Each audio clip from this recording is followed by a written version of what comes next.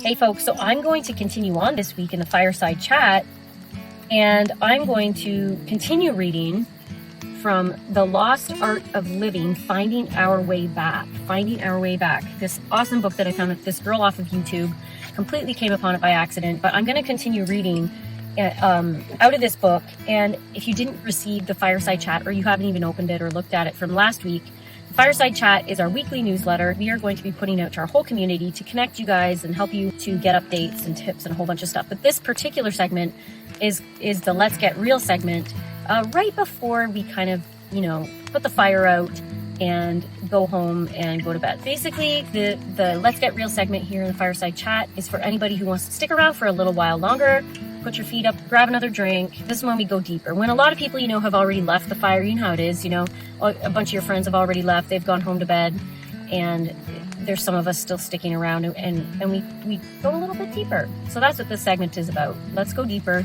That's what we're going to do. Now, last week, maybe you want to go and listen to that video, that segment of the Fireside Chat, before you continue on here, because this is a continuation of what I was reading last week. But I'm reading here The Return Home, and basically it was, I don't think the world's going back to what it was, not before 2020, but she's talking about how I can't fix the whole world, and I'm one person, and this gets really overwhelming, but you're not supposed to. You're not supposed to. You have a corner of the earth, a little corner of the earth that you are supposed to tend to. It's up to you to tend to, and you do your little part, and you don't worry about the rest. And I think that that's where it got really overwhelming, especially in 2020, when a lot of us kind of started waking up to how the world really works, and that it is a bit of a dumpster fire, but there's also some incredible goodness to it, because when you wake up and then you come out the other side and you go, oh my gosh, it's not what I thought, but now I know I can go through the grieving process. Now I'm on the other side of the grieving process. I might still be extremely overwhelmed. I actually might still be really upset. I might still be maybe even bitter. I might be angry still. And then some of us who have gone like, you know what? There's a piece of it where I now actually have greater peace, because at least I know what to expect. I know what the world is. And I now know that I was put here for a reason. I'm here for a purpose. I'm not an accident. I'm actually bigger than I've been told my whole life. I actually have more of a purpose than I've been told my whole life. And in fact, I've been lied to diminish me, to diminish who I am as an incredible creation and a co-creator. I mean, this is huge. No wonder I've been taught my whole life in school and through all these institutions that I'm little, that I'm small, that I'm diminished. Don't ask questions. Just sit there. Don't ask questions. Do what you're told. Take the instructions. Don't question your teacher. Don't question even your church. Don't question. Don't question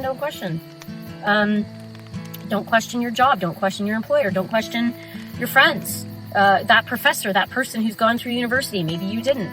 Don't question them because they got more education than you. It's all BS. The rules are made up. Question all of them. All of them. And so in this book, she's talking about the return home. And she's like, I can guard the territories that have been entrusted to me. So the world is a dumpster fire, but it didn't get there by accident. And we are here at this time in history for a reason. So we've been entrusted to something. We're bigger than we were told, not by the Creator, by people trying to keep us from the Creator. So now that I know I'm supposed to be guarding territory, what's my territory? What's my corner of the earth that I'm supposed to be guarding? This is actually exciting. I have a mission. I can guard the territories that have been entrusted to me as though it matters, because it does. This is where I finished off last week. The world may never return, but I will. I will return to stillness, to waking up and doing the next faithful thing. And if this is the great unraveling, gosh, doesn't it feel like that? Then let my response be the great returning. If this is the great unraveling, then let my response be a great returning. Man, I love this. And then I put a little note here. Little note, my handwriting. It needs to unravel because it's all built on lies, and those lies are being exposed. Amen. Amen. If this is the great unraveling, let my response be a great returning. So I'm going to leave it at that for this week. Come next week, we're going to chat a little bit more about this together. I'm going to read a couple more things, and I will see you then.